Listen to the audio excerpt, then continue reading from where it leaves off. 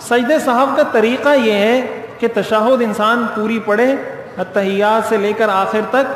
اور اس کے بعد دائیں جانب سلام پھیر دے، اور سلام پھیرنے کے بعد 2 سجدے کرے، اور سجدے سے بیٹھنے کے بعد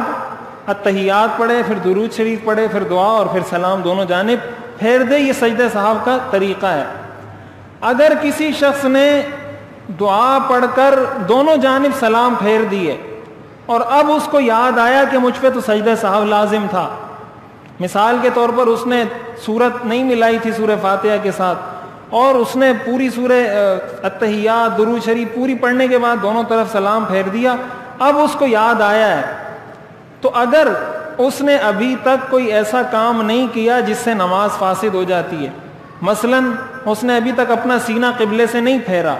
یا مثال کے طور پر اس نے ابھی تک کسی سے کوئی بات چیت نہیں کی، یا کچھ کھایا پیا نہیں ہے، اسی حالت میں بیٹھا ہوا ہے اور اس کو یاد آ گیا کہ مجھ پہ تو سجدہ سہو لازم تھا، اس صورت میں طریقہ یہ کہ 2 سجدے کر کے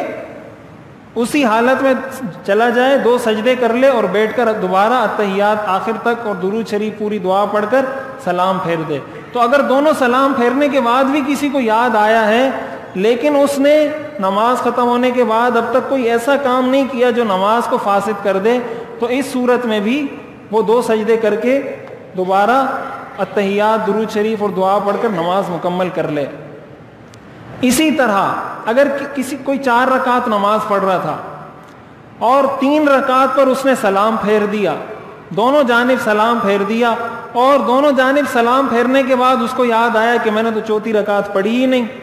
تو اس کا طریقہ یہ ہے کہ تکبیر کہہ کر کھڑا ہو جائے اسی حالت میں اور 4تھی رکعت مکمل کرے اور آخر میں سجدہ سہو کر لے۔ اس طریقے سے بھی اس کی نماز